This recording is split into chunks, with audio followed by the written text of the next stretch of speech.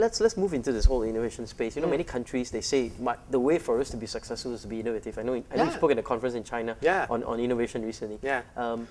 Is that the right answer for countries to, developing countries at least, to step out and become more innovative? It's the right strategy for companies, for countries, and for individuals. So how do you do that? I mean, it's easy to say we've become more innovative. I mean, GE says they want to become more innovative, but then 10 years later, they're still struggling with, so it's not a matter of money and resources, it's something else, right?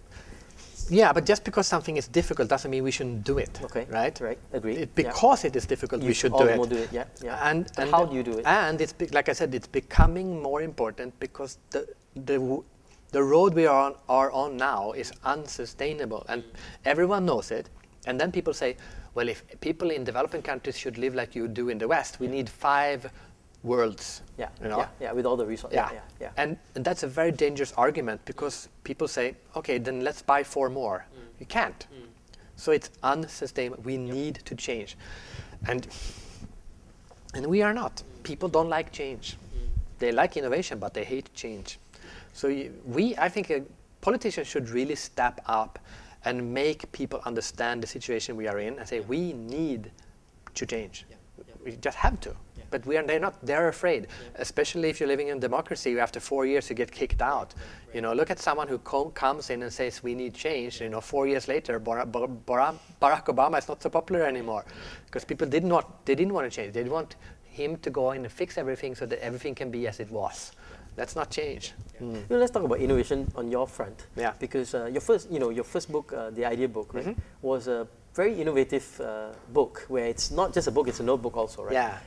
How did you come up with that idea, and why? I mean, I know there's some business elements. I mean, if you look at the commercial side of it, you're a very successful book, 150,000 copies in Sweden alone. In Sweden alone, yes. Whereas, usually it's about 3,000 to 5,000 copies for typical business books. Yeah. How did you actually get those? We sold 50 times more than a bestseller because we did a book in a notebook. Okay. Most people who write books don't do anything innovative about the book. Right. They just write the book. Okay. Right? So I said, well, we have questioned the cover, we have questioned what the book back should look like, we have questioned how the book should look inside, we have questioned where are we selling the book, we questioned everything about the book. And then we said, can it be improved? Can it be made better? Yeah. And if it can, we try to do that. Okay. So it's not one solution to why did I sell 50 times more than a normal book in Sweden? Not because of one thing, but because we question every little thing. Yeah. But one of the things I guess that's relatively unique is the fact that you took into account some, how businesses buy books, right? Yeah. By making it a book and also notebook, I can sell it to you as a book. I can sell it to the HR department as a training material. I can sell it as a notebook, as stationery. I can go to the marketing department. I can sell it as a corporate gift because it looks very nice, and they give it away to the customers. So suddenly now I have 4 products. I can go to a company and sell 4 different products, but it's the same book. Yeah. 1 book, 4 products, 4 markets. Now, and then I can sell it to you as a private person. Then there's number 5. I can sell it to you as a gift. You give to your creative friends. Now I have 6 products. 1 product, 6 products. So that's how we did it. That's how you have to kind of take the same thing and then you question where do books are normally books. So we are, for example, selling the idea book in some hotels because we said business people would like to buy a book when they're staying in a hotel. So now we sell it in hotels and so on. Which is a lot of these ideas. Okay, fantastic. Now, just to close out, if I were to come to you for advice, and if I'm just a graduate, just graduated from university or school, what advice would you give me? Are you in a developed country or developing country? Developing country. Developing country. Yeah. First, I say go to developingworld.com and look at the video. It's 1 minute 42 seconds about your advantages, because so get awareness and get awareness of this. And then I would say set your goals higher and understand that you can compete on the global scale. Then make that your goal. My company is extremely small, but when I am selling my books on a global scale. We've sold 14 different countries, 14 different languages, and I am going to compete with business books on a global scale. I'm doing that.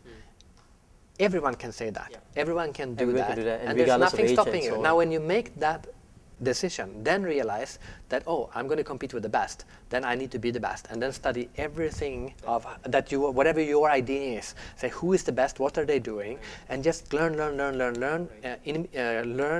copy, and then copy the best and then learn to innovate yourself and make something that is better. So set your goals high. Okay. Final question. If I'm a CEO of a developing world, CEO in a company in the developing world, right, what advice would you give me?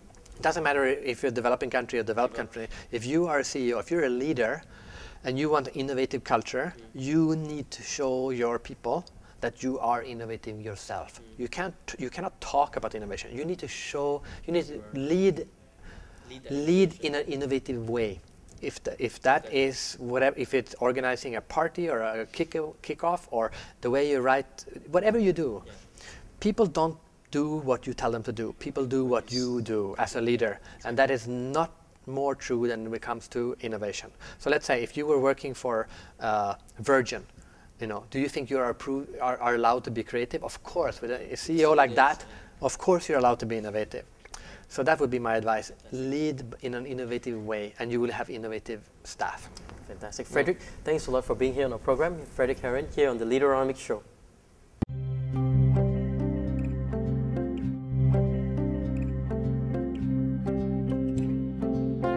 You are the developed world.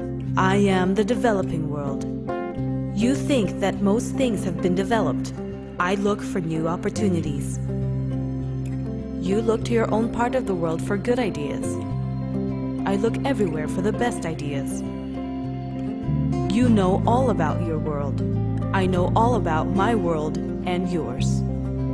You are stuck in the old infrastructure. I absorb and adopt the latest technology. You teach, I learn. You try to protect what you've got. I am determined to get what is mine. Your dream for tomorrow is to keep the status quo. I am dreaming great dreams and making them come true. Change makes you uncomfortable. For me, it is as natural as breathing. You are used to being in the lead. You take it for granted. You think that this gives you an advantage, and you say it will take us 100 years to catch up. I know better. You live in the developed world. I live in the developing world. You don't know where you're headed. I'm already embracing my dreams. Join me. Leave the developed world. Become part of the developing world.